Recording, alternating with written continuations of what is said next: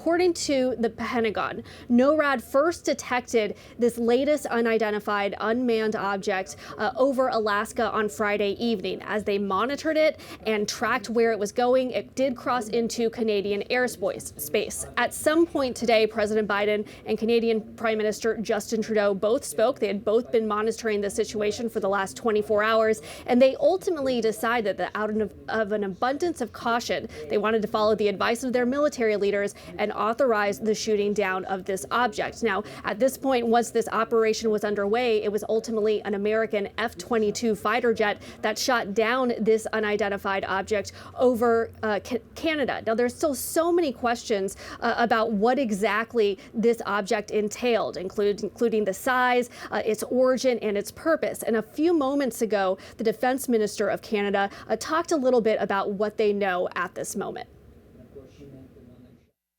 Recovery operations are now underway and will be supported by the Canadian Armed Forces in conjunction with the RCMP.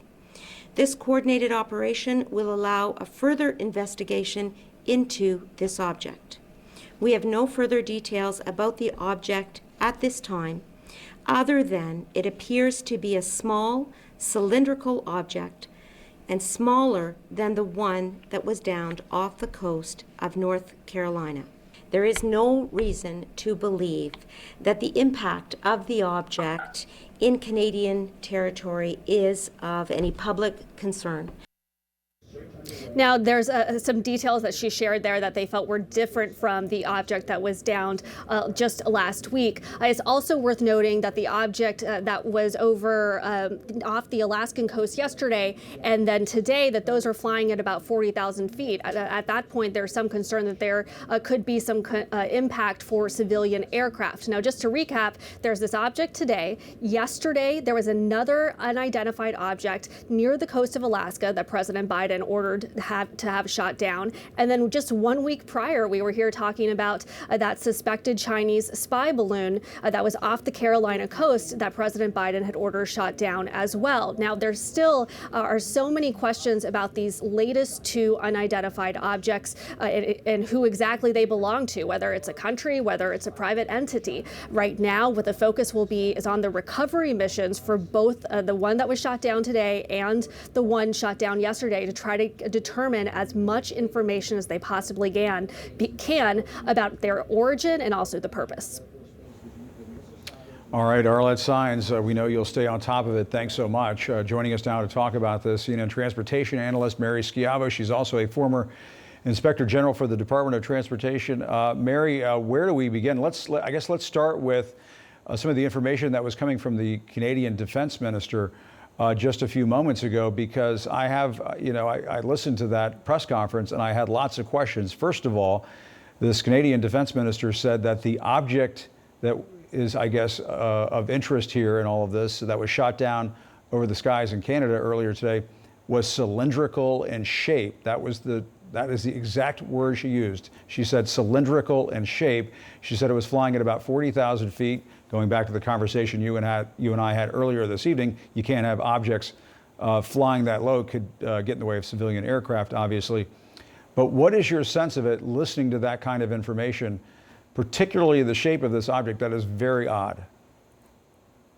Well, it's very odd, if you're looking for a traditional balloon or an aircraft, but throughout history, there have been many cylindrical flying objects, not to mention dirigibles, and there have been rigid form dirigibles. They don't have to be just a gossamer balloon, so to speak. So the fact that no one has reported that the object took evasive action, it suggests that perhaps it was not being remotely controlled, perhaps it was moving with the winds, etc. But right now, it could be a lot of things, not to mention, as mentioned before, it could be a rigid form of a balloon or other object that have been used both by the United States and other countries in the past.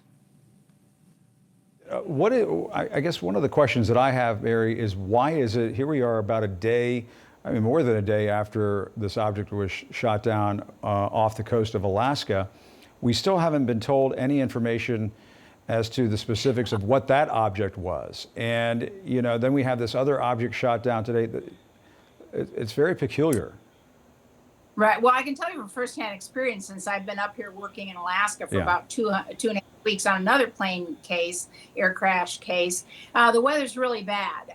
Well, not bad per se. There's just a lot of snow. It's a bit windy. It's very cold. It's very foggy. So between the snow and the fog, and you're trying to land on, they said it was an ice pack, an ice island. Even for our great, aviators and seafarers in the U.S. military, that's tough. And so the weather here is rather obscured, so to speak, and the snow is coming down heavily in Anchorage.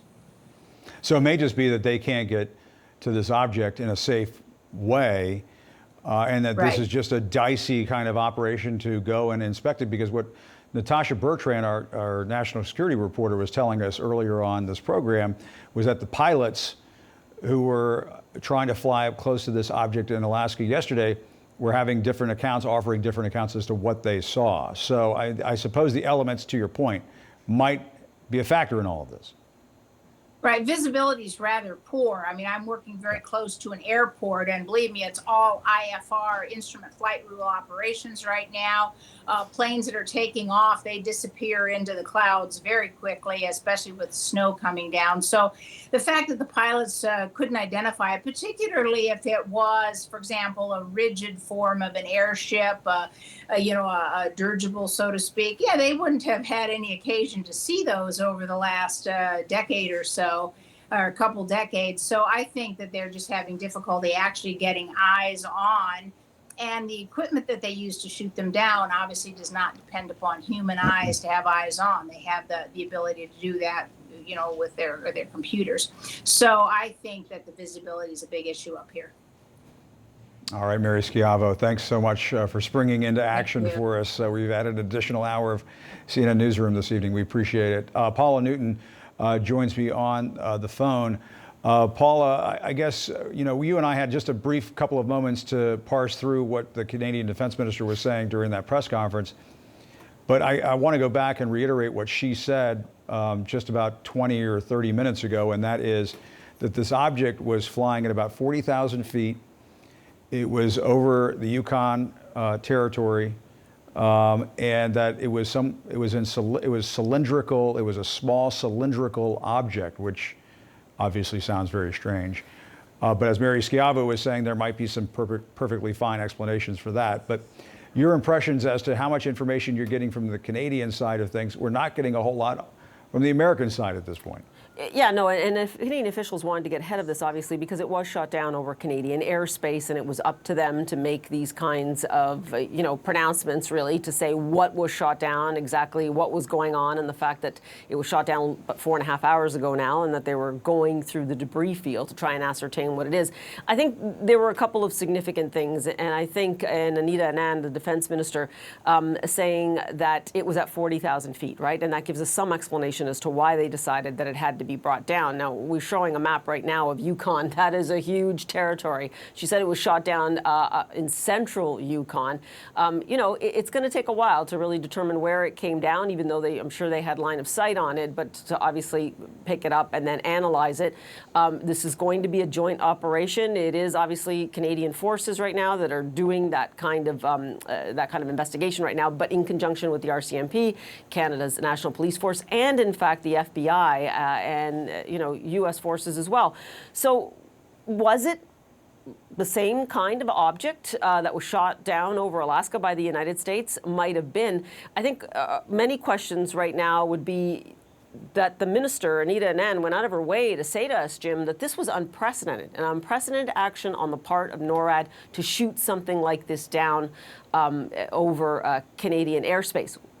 The question she did not answer was whether or not they had seen objects like this before in their radar. Right. She went on to say, obviously, that they're going to be really beefing up their surveillance there. That does involve an entire new security infrastructure up there that they have been working on for years. But I also, Jim, want to point out something that Secretary Austin said after meeting with Defense Minister Anand in Washington just yesterday, and that he referenced the increasing assertiveness of China. Now, while they were talking about China because of the spy balloon that was shot down off the Carolina coast, at issue is that they know they have other actors in the Arctic, Russia being just one, and they do see a more robust defense structure that needs to be put in place there. But I thought that language was quite strong on the part of the Secretary, saying it with Anita Anand together, that it's this assertiveness that bothers them. So certainly a menacing factor now, 3 objects, high altitude, and taking action on all 3.